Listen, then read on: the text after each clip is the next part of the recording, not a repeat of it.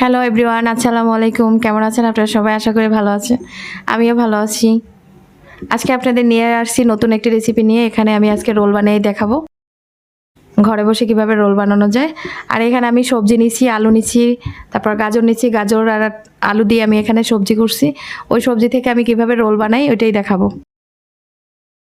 এখানে 1 কাপ পরিমাণ মতো আমি ময়দা নিচ্ছি। এখানে আপনারা আটা ব্যবহার করতে পারেন, কিন্তু ময়দা নিলে ভালো হবে।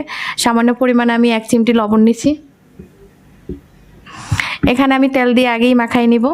আর তেলটা দিলে ভালো হয়, আর ডোটা অনেক নরম হয়, সফট হয়। আপনারা ভালো করে তেল দিয়ে মাখাই নেবেন। এখানে আমি কুসুম গরম পানি নিছি, কারণ ঠান্ডা পানি নিলে হয়তো বা ভালো হয় না। এখানে আমি আস্তে আস্তে করে মিলাই নিতে হবে। আমি তারপর ভালো করে মিক্স করে নিব।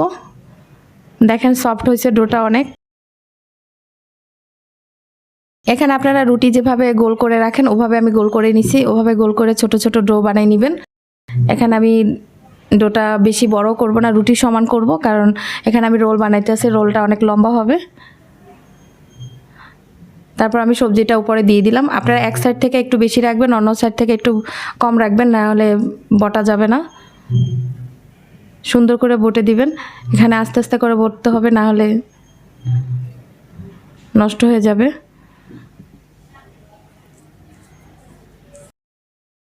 দেখেন রোলগুলো আমি এভাবেই সবগুলো করে নিছি। এখানে আমি টোস্টের গুঁড়া ব্যবহার করছি। এখানে আপনারা ড্রাই কেকের গুঁড়াও ব্যবহার করতে পারেন, অথবা এখানে আপনারা পাউরুটির গুঁড়াও ব্যবহার করতে পারেন। যেটা দিবেন ওইটাই ভালো লাগবে। এখানে আগে থেকে আমি কর্নফ্লাওয়ার গুলিয়ে রাখছিলাম। এখন আমি ডোটা কর্নফ্লাওয়ার ভিতরে ডুবাবো।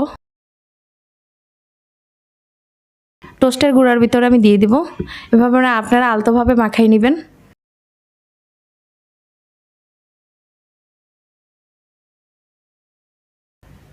সবগুলো আমার করা শেষ। এখানে আপনারা ফ্রাই প্যানে সামান্য পরিমাণ তেল দিয়ে দিবেন, বেশি তেল দেওয়া যাবে না। এখন আমি রোলগুলো তেলের ভিতরে দিয়ে দিলাম।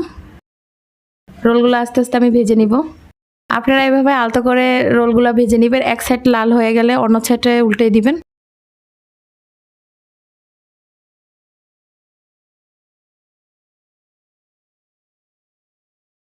দেখুন আমার রোলগুলো ভাজা হয়ে গেছে। আপনাদের আমি একটা ভাঙা দেখাইতেছি। দেখুন অনেক সুন্দর হয়েছে ভিতরটাও।